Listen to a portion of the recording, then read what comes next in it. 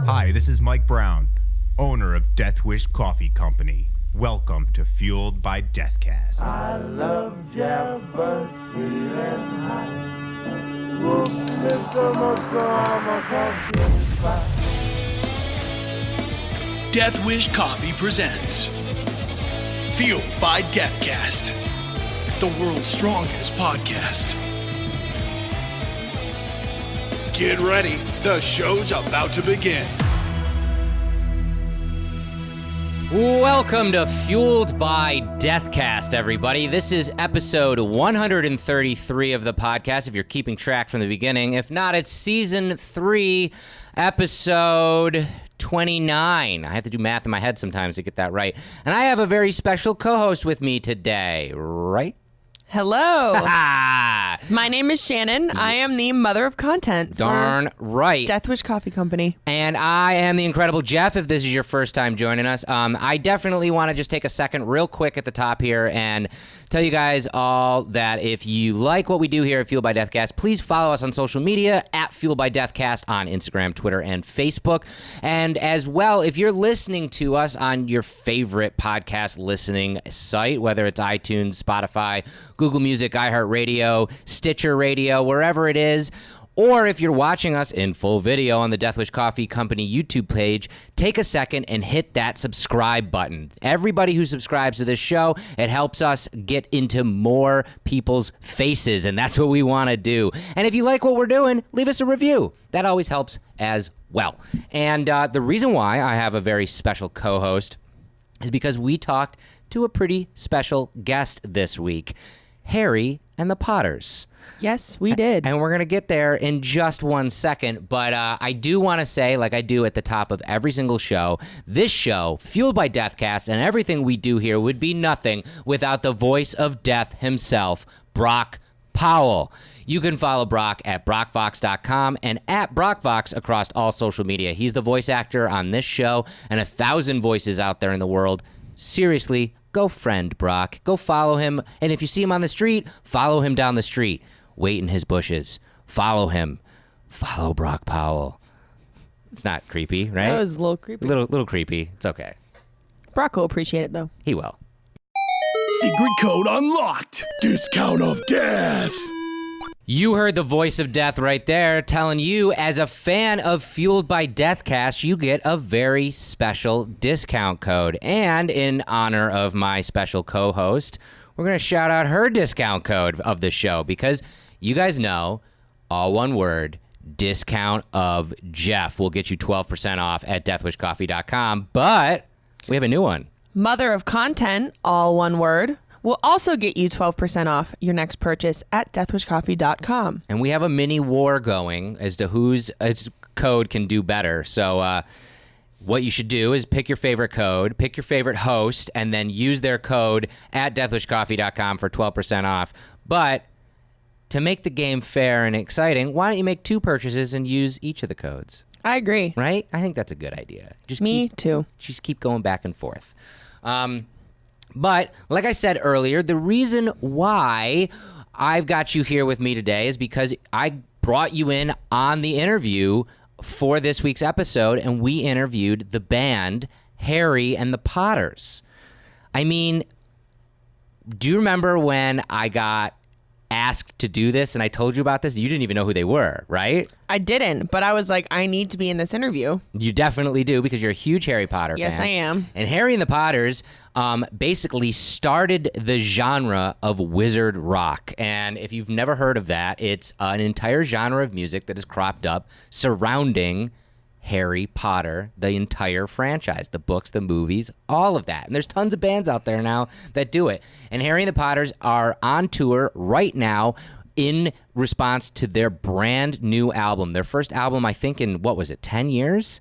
I can't remember exactly. Over 10 years, yeah, I think. We talk about it on the show, and we talk about why they got into it and everything in between. And it's really, really interesting, especially for any fans of Harry Potter out there. And that's why I brought you on, because you're a big fan of Harry Potter. Yes, Were you a I fan am. of the movies or the books first? Books first. I grew up as the books were slowly coming out, I was a really young child. My mom used to read them to me before bed. Oh. So that's how I got into it. And I basically learned to reading Harry Potter. I was reading them by myself at a pretty young age. Aw. So once a nerd, always a nerd. That's awesome. So when the movies came out, you were like, oh my God. Oh, yes. And they always came out around my birthday. So my birthday parties were always the coolest because we'd go see Harry Potter. And you had Harry Potter birthday parties. Oh, probably. yes, I did. Yeah.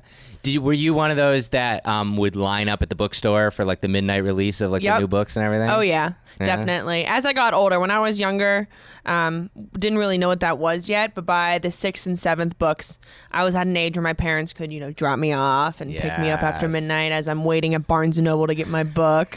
It was crazy. Dressed up. It's crazy that it was only like, at this point, I think the last movie came out in 2012. I think the last book. I was in high school. I think the last book came out in 2008, I think. I was in middle school when the last book came out. So around, 2007, 2008. I remember my friend Sarah and I we got the books and we stayed up at her house the whole night reading Deathly Hallows. But I mean, it's only a decade ago, but it's crazy we almost forget the pandemonium that was around the Harry Potter fandom. And we talk about that with the Harry and the Potters, and how the fandom has continued even through now, and they're coming out with this brand new album on the Deathly Hallows because it has a lot to do with what is happening in the world right now. Right. Because of the themes of the books, which is really cool. So final question for you.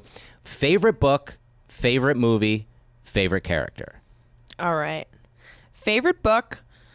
That's so hard. It's very hard. It is I think Prisoner of Azkaban might be my favorite book. It's a toss-up between Chamber of Secrets and Prisoner of Azkaban. But I'll say Prisoner of Azkaban because my favorite movie is Chamber of Secrets. Aha, okay. So I like the earlier ones. My favorite character is technically two. Fred and George Weasley. Easily. Love them. Love the twins. Love the twins. Aw, that's awesome. For fans of Harry Potter, of the franchise, of the books, the movies, and of the wizard rock genre, you guys are in for a treat. So mugs up this week for this week's Death Guest, Harry and the Potters. The Fueled by Death Guest. I want to start off, guys. First of all, thanks so much for joining us here on the show. I just want to say welcome back to Harry and the Potters, guys. It's been too long. Thanks. We're glad to be out there doing this and traveling around and all that. So first record since 2006, Lumos comes out on the 21st of June. Everywhere that you can find that music, and you guys did a Kickstarter to do this and everything else. My first question is really, what brought you back to the game? We missed you, and what brought you back at this point? We continued to play live shows as Harry and the Potters, but hadn't had the dedicated time to work on making a full-length recording. So we intentionally made that time earlier last year and got it rolling. It just felt like the right time for us to do it. We'd always wanted to write about the 7th Harry Potter book, and with seeing the world we're living in with its global rise to the right, we really feel there's a lot of parallels in the story of Voldemort's climb to power in the last Harry Potter book and the ways that Harry and his friends band together to fight that, and thought if we were going to stay relevant as a band, it would be, and we're going to write about the 7th Harry Potter book anyway, there's plenty of great source material for us here. And we're in a unique position as two Harry Potters to be commenting on neo-fascism. Yeah. So, is that where the idea for Lumos germinated with you guys? Was the current state of affairs? You guys wanted to kind of write on that, or was it always down the pike? We're gonna do an album on the 7th book. We just got to get there. Yeah, it was a little bit of both, to be honest. Our last album was 2006. It was mostly about the 6th Harry Potter book, and then Deathly Hallows came out in 2007. And I think in a few ways we love this book so much. We really wanted to be able to honor it in a certain way, and that really meant trying to find the time to sit down and put our best foot forward when it came to writing about this book.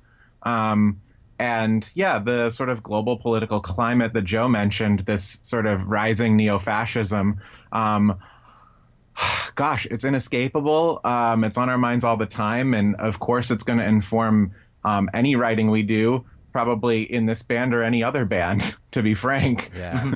So talk about what inspired you guys writing tracks for this album. Because obviously there's a lot to unpack in the 7th book. So picking moments to write songs about must have been, an amazing creative process. Can you tell us a little bit about that? We had a great time kind of rereading the books together and picking out things and making notes that we wanted to visit. We're unusual in that our creative process starts with reading. So that's really fun. We literally sat on my couch for almost a full week, just kind of reading the books together and making notes and kind of looking at places we wanted to revisit or thought would make interesting songs. So yeah, we came up with the idea to do a Deathly Hallows suite to sort of close out the record. And that's the last side of the double disc record. Yeah. And yeah, there's I don't know, is there anything in particular you're curious about? No, we were talking about some of our favorite songs that we listened to so far. And Jeff wrote down a few. I'm blanking on the one song title about literacy. I was saying, I think one of your standout hits from this record is definitely The Trace. That song, just hits real well. It's like you can definitely tell where you guys came from with that, and it's got a great beat to it. But I was very curious about on the importance of media literacy under authoritarian rule. First of all, mouthful of a title, guys. Great job. And how did that come to be? Yeah, well, it's it's the kind of thing that's sort of constantly on our mind as we've entered sort of a new media climate where all of us are essentially members of the media. That's what it is. It's social media, and so there's a certain responsibility that I think we all share now, more so than ever as people. There's a responsibility for the kind of things that we're putting out there on the internet and the way that feeds into the information system that we're all a part of.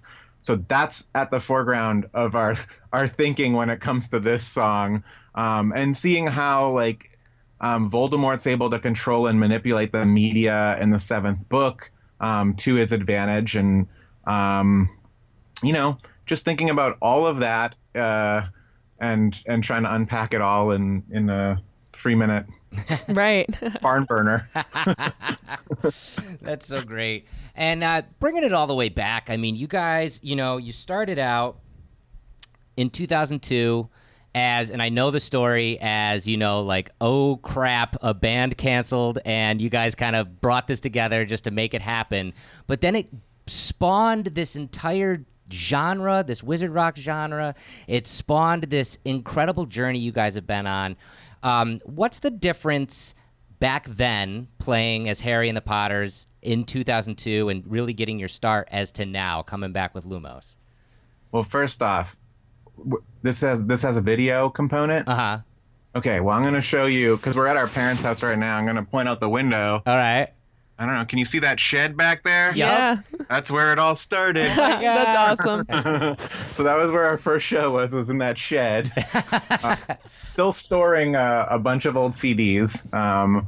So we're pulling CDs out, putting them in the van tomorrow. But yeah, the first couple years we were playing as a band. We thought, maybe we'll just be playing some kid's birthday party or doing shows in bookstores and libraries around the Boston area. And it was early on for us we knew Harry Potter was popular, but didn't realize to what extent there was already an existing and connected fandom where, people were very connected and excited and able to share information with each other so quickly. And a few online Harry Potter communities started writing about our band. The live journal community was big in our first entry into sort of the greater world outside of our local reach. And we had never expected we would be a nationally touring band or going around the world meeting Harry Potter fans. When we started this band, we just thought we were like a funny punk band that would, play some songs for kids in our library. Yeah, I mean, in some ways it's different, but in some ways it's exactly the same. Like we always had this political bent to what we were doing, and a sort of respect for the stage, as it were. Like when we're up on stage, we want to kind of honor all those people who are coming out to see us and spend time with us. And that's kind of been the band attitude from day one. Mm-hmm. So I don't know. It's fandom evolves and changes, and I think fandom by and large over the last 15 years has evolved in good ways that are more inclusive and bring more people in, and are, there used to be this sort of like, what's that? There's a word for it where like you're very protective of fandom or something. Mm-hmm. And at least in the Harry Potter fandom, we don't see that nearly as much. I think people want to keep it open and make room for more people to feel included by it. And it doesn't always happen, but by and large, I think we see a lot of. I mean, the Harry Potter fandom is greater than like these tiny subsects of fandom. It is right. It is far-reaching and ever present. So yeah, and that's part of the fun is like. Yeah, fandom can still feel like a little in club, but Harry Potter as a cultural work goes so far beyond like a sort of the niche of fandom. People just love these stories, and I would say that like 70 or 80% of the people who come see us at the library have no involvement whatsoever in fandom. They're just like fans of Harry Potter, and this sounds like something fun to do. And that's awesome. That is awesome. Right. And I mean, what a roller coaster it's been to the point now, like you guys are about to embark on your next tour, which I want to get into in a second. But you even had an incredible article just recently published in Rolling Stone, which is incredible when you get to say that out loud. And I was reading in there, I wanted to ask you, some of the antithesis of you guys coming together as Harry and the Potters is you said that you really felt that Harry Potter, the written books, and the character himself had a very punk rock sensibility to it. Can you talk a little bit about that? Yeah, I mean, Harry Potter, you see it more come out as he gets older, but he has like an anti-authoritarian spell within himself, and him and his friends are organizing like Dumbledore's army. And yeah, they're activists. Yeah, they're activists within the books, and they have like a do it yourself, do it together attitude that we've found present in punk communities that we've been a part of. So it just naturally made sense for Harry Potter to be out there fronting a band. Yeah, that's our canon, I think. Yeah, and the other thing is, it's not just Harry; it's really like Hermione as well. Like these characters who. I think they're able to recognize when the rules need to be broken, and that's what really drew us to them. I think that's what draws all of us to them. Is like the books do a wonderful job of articulating the sort of the bad parts of bureaucracy, and to be fair, like I don't think all government is necessarily bad, but they do a good job of articulating like when and where that needs to be pushed back. Yeah, right. Oh, that's really cool. I did want to mention too, I was reading also in that article that you guys were citing some of your influences, and obviously the biggest parallel is They Might Be Giants. You get that a lot with your music sensibility and the way you write songs and stuff like that. But you also mentioned one of my favorite underground punk bands that I didn't think a lot of people knew about, Adam and His Package. Hell yeah. Yeah. that is very inspirational to us. He was one of the first concerts I ever went to see. And when we were starting our band, like figuring out how to tour around, we were reading Adam and His Package tour diaries that he would just post online on his website and be like, oh, this is like what the reality of driving around playing. I think we learned how to tour. Like. I think we learned how to tour by reading Adam and His Package's tour diaries, which was just like you drive around and sleep on friends' floors and couches, and that's like, okay, sounds great, sounds like fun, let's do it. Wow, that's really cool. And Adam was so influential in that early scene, doing it on his own by himself with his package, and it was just like that's really cool. He's got a cameo on our new record. On this one? Yeah. Oh, no Oh, way. my goodness. That is Awesome. What track is it? It's on the Stone, the second to last one with all the voices. He's one of the voices at the end. That is so cool. That's full circle. That's There so you go. cool. Yeah. Another thing you guys brought up that I want to get to the bottom of. You're both identified as Harry Potter in the band, yet different years. Why is this? How come? Wasn't this just going to create a rift between the two of you? Well, Paul originally had the idea to start a band that was like Harry and Ron and Hermione and Hagrid, but couldn't convince any of his friends to do it. But I was 14 at the time, and looked enough like Harry Potter and since we're brothers, we figured we could both be Harry Potter. Yeah, we tried to sort out like other ways it could work with just the two of us in the band, calling it Harry and the Potters, and couldn't figure out like what the other person in that band should be. So, there's time turners, time travel exists in the books. So there we go. Two Harry Potters together on stage at once and like double the fun. Are there specific reasons why one of you picked 4th year Harry as opposed to 7th year Harry, or? That was just my age at the time. Joe okay. was 14, and I'm older. I'm older by 8 years. So I guess at the time we started, I was early 20s, playing a 17-year-old, which was pretty normal Right. by TV standards. But now I'm 40, so still got that youthful vigor though. That's so great. And going back to the tour that's coming up, starts the same time the album hits on June 21st, and you guys are going all the way into August, playing libraries again, which is so amazing. But you guys are playing some really incredible venues as well. I saw the Knitting Factory you guys are returning to in NYC, which is awesome. You guys are going to play the Troubadour out in California. Are those shows different than your library shows? The lighting's usually darker.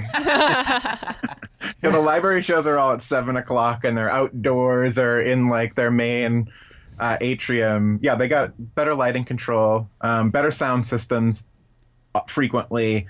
When we're touring libraries, we have to bring our own sound equipment. Oh, wow. Because libraries aren't set up for rock and roll bands, really. Some of them are now. That's changed a lot. But to be on the safe side, we travel with our own sound system. It's like, I don't know, 700 or 800 pounds of sound equipment that we're hauling every day Oh my God. into the library. It's not easy to tour libraries, but it is really fun. It's such a cool way. It's such a cool way to bring what you guys are doing to the masses, Because, I mean, at the end of the day, like you said, you guys start your writing process by reading a book. So it just makes sense to be in that space. Yeah, absolutely. It's an architecture that celebrates the story in the book. So Yeah. And it's also like the other important thing about libraries for us is that it's truly accessible. They're designed for all the people of a community to like find a place there and find something there. And so, instead of having to potentially fight with like a club about doing age restricted shows or anything like that, the library is always like, oh, great. You want to play? It's open to everybody, like we're the library. That's what we're here for. And so it's a great way to make what we do even more accessible to people. It's a really, really great partnership for us. And it can be frustrating in our other bands that it's not as easy sometimes. Yeah. The other thing I saw on your tour, which I wanted to ask about, is you guys have an appearance this year at LeakyCon. Yes. Can you talk a little bit about the convention circuit that has come up around the Harry Potter fandom? Is that as crazy as I imagine it to be? I think it is really the Harry Potter fandom is really open and welcoming, and LeakyCon in particular feels like a sort of new paradigm in like fan convention. It's run by women. It's focused on fans and not celebrities largely. It's really cool. And we've been a part of it sort of since the get-go. LeakyCon celebrating their 10-year anniversary this year, and they've got one in Dallas in August and another one in October in Boston. Oh, wow. And it's really such a wonderful weekend. that just sort of celebrates the fan experience without being really corporate feeling, and yeah, it's super genuine. And we have a sandwich company. This is not part. You didn't get this in the press release or anything. This is on the DL. Okay. Sandwich company called. But this is right in line since you're coffee. We're talking food here. Yeah. I should have given you the heads up. But we created a sandwich called the Golden Snitchwich. Oh. It is a peanut butter and golden graham sandwich. Oh wow! Amen.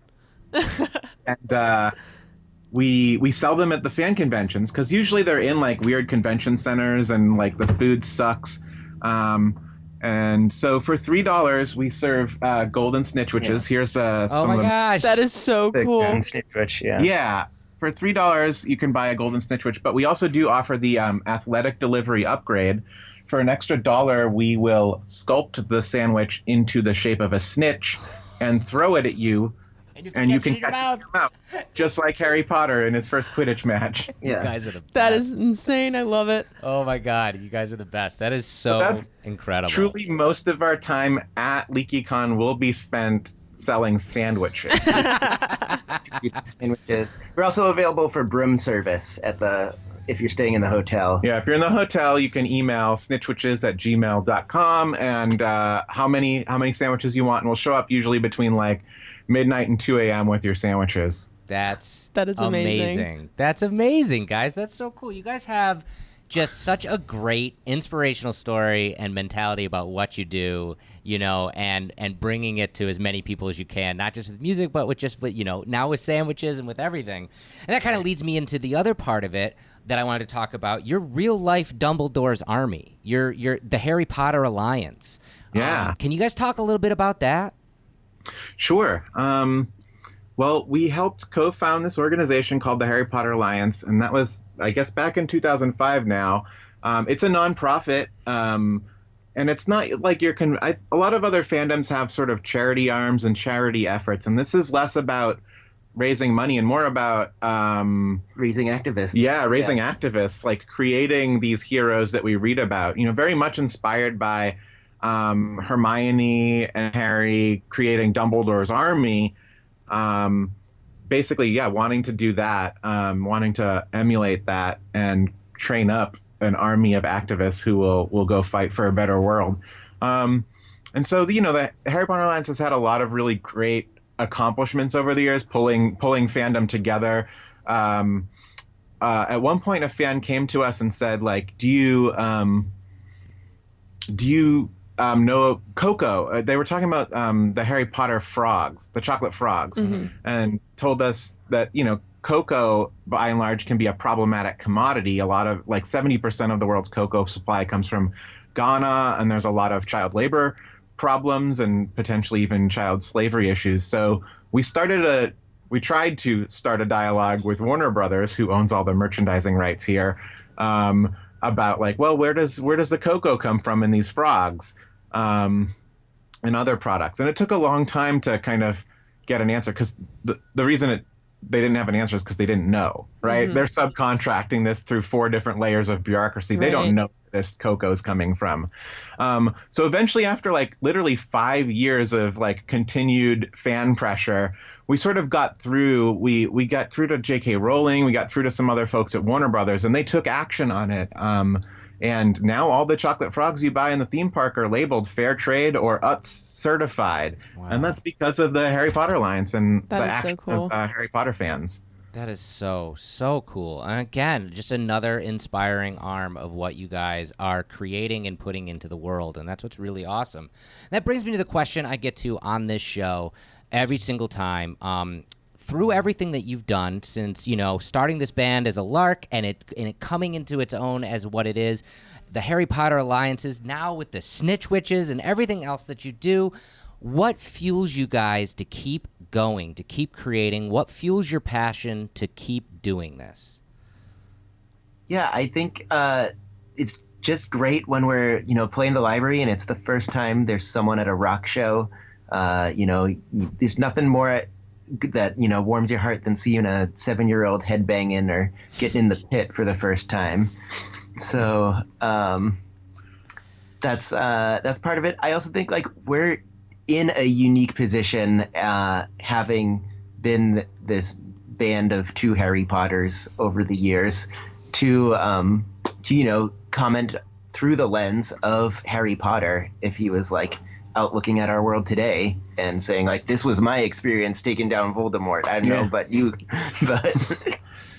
yeah, part of it is like having that platform and wanting to use it for good, and the other part is it's truly fun, and we have a blast doing this. Like we write music to try and crack each other up, and that's really fun, and it's so easy to be in this band, to be frank. It's not it seems like sometimes you read interviews with other bands and they talk about like how hard it was to get that record out or whatever, and it's like, boy, we are just having nonstop fun doing this band for the most part. I hate posting on Facebook and it crushes my soul, so I stopped doing it. There you go. Like, cut out the stuff you don't like about your job. Yeah, no, that's really awesome and inspiring, and it shows through in what you create as well. In fact, both Shannon and I got a early release of your record, but prior to this interview, and in the office we've been screaming back and forth, "Did you hear the lyric on this one?" And just laughing like you guys nailed it. And it just makes it more fun. And like you said, this fandom is so inclusive and so overwhelmingly nice. Like I think that's why it'll continue for years and years and years to come. I mean, the books and the movies have been out for a while now, and we're still as excited about Harry Potter and everything. And it's just amazing that how inclusive J.K. Rowling is in the book. It's the whole point of, being inclusive, being welcoming to different walks of life, and how that transcends into her fandom. Yeah. And how it just continues on. And it's fascinating to watch, especially as, younger generations start reading Harry Potter for the first time. Yeah, that's such a good point. I think, like that, those sorts of themes are really touchstones. And I think the books have informed morality for a generation of people. And it's great. They're so rich in their themes that it's great to be celebrating them as a rock band. And I think it's why it's so easy to revisit them as adults, too, because the themes are still so relevant as we get older. It's great. It is great. At the end here, I wanted to nerd out with you guys a little bit because we all are fans of this incredible fandom and Harry Potter and all that. And I did want to just start off. I know you guys are both Harry in the band, but as in actuality, as Paul and Joe, are your houses both Gryffindor? What houses do you? What are your Hogwarts houses? Yeah, I'm Gryffindor. Yeah, we're both Gryffindor. All right. But if we're gonna go like on the cusp, like I'm probably Ravenclaw on the cusp. Yeah. Nice. I might be on the cusp of Slytherin. All right. All right. Just like Harry Potter. There we go. Exactly. Could go either way. That's really funny. And do you guys have, and this can be a book or movie question, but do you have a book or movie that you gravitate towards more than any of the others? Maybe one that you've reread or rewatched more than the rest? Well, the seventh book is so fresh for us right now. Right. We've been living that, making this record. I really loved when I would go back to read just like a chunk at a time. I would really love digging into Half-Blood Prince. Mm-hmm. I just love those scenes where they're like dipping into the pensive and stuff, because that feels like that's a moment where the world like kind of really opens up, and you start to see these other time periods. The whole book just seems kind of like world building, and my favorite chapters of the previous books were the ones with Dumbledore in them, where he's kind of explaining how things work. Right. And that was most of the sixth book. Yeah. So. Yeah. It all. What about you, Shannon? Do you have one that you go to? I've reread Deathly Hallows the most, just because I think just seeing everything come to an end is really satisfying as a Harry Potter fan. But I think my favorite is actually Chamber of Secrets. I love that it's still like the young Harry, young Ron, young Hermione still figuring everything out. But I love everything that has to do with Tom Riddle's diary. Yeah. And Ginny and the Basilisk. It's creepy in a sense, which is what I like. Chamber of the Dark Horse. Yeah. Mine is always Prisoner. The third book for me is where the world hits Harry. Like the first two books I love, but it's still that child wonder and like we're on a Goonies type adventure kind of, like and all that kind of stuff. That third book is literally, as far as Harry knows, a psycho killer out to get him, like from page one. And it's like, oh no, the world is dark and scary and it's coming after me. Meeting Sirius is a pretty, transformative moment in the series too. So do you guys, what would be next for Harry and the Potters? Like, are you guys thinking about doing more than the Harry and the Potter books? Would we see an album of Fantastic Beasts from you guys or Cursed Child, or you guys are just going to stay on the books? Yeah, I'm just going to stay on the 7. All right. The conceptual limitation of our band is that we are I figured. singing from Harry Potter's perspective during his school years. During school years. In book 7. He cut school that year. He's dropping out of school then. But yeah, got no interest in that Cursed Child kind of scene. No, not at all. Good. That's good. That's good. I'm happy to hear that. I'm happy to hear that. In my canon, all the time Turners got destroyed. We're not going back there. Right. Exactly. Except for the one we use for our band. Yeah, we use one for the band. Do you guys... There's still so much happening in the world of Harry Potter in reality. I mean, we've got the Wizarding World of Harry Potter from Universal. We've got the new smartphone app that's going to be coming out very soon. The Wizards Unite, the Pokemon Go, esque thing. Are you guys still actively involved outside of the band in the fandoms like that? Like, do you go to Wizarding World? Do you immerse yourselves in all these things still? We've been to the Wizarding World and it's fun. It's cool. I mean, it's cool to sit in the Hogshead and have a beer. It really is. Yeah. Yeah, I mean, we typically end up down there for like a band thing, like playing at a LeakyCon or something like that. But yeah, I mean, we're definitely gonna get that mobile app. Hell yeah, we were playing Pokemon Go. Like, what this is about, And we're going to a lot of places. We're covering a lot of ground this summer. Yeah, true. I don't know what the game does, but we're gonna get all them Bowtruckles or whatever. I'm guessing you'll be able to fight a Dementor in every state that you play, probably, which would be amazing. I guess so. We were talking earlier about making our office a hub. Yes. For Dementors. I think the premise of it is you have to protect the magical world from being leaked to Muggles, which is kind of I think that's kind of bogus. Yeah. That's an interesting approach. I mean, because at the end of the day, aren't we all Muggles and we're protecting it from ourselves in a sense? But there's there is that ethical question. If these wizards have all these powers to help people out, why are they just keeping them for themselves? Yeah. Interesting. That is I'm interested true. to see what it's like. I'm interested to see what it's like as well. Guys. We protect the powers. Maybe we play the other way. Yeah. Yeah. Define see what success happens. on your own terms. See what happens. That's a good one. I can't thank you guys enough for talking with us today. I'm so excited for the release of your record. Can we talk a little bit about where people can find the record, how they can follow you guys, and follow the tour? Yeah, harryandthepotters.com is your main hub, and we're also on Twitter and Instagram. Those are our kind of go-tos for regular daily posting. Record you can find in all the digital places you find music, and if you want to buy, we did a vinyl press, double LP. It's beautiful. If you want to pick up that, or if you want to pick up the CD, those will be in some stores. And probably not all stores. There's so many stores. So many. It's not going to be in all stores, but it might be in some. You can ask at your local record store, or through our website. You can pick it up mail order.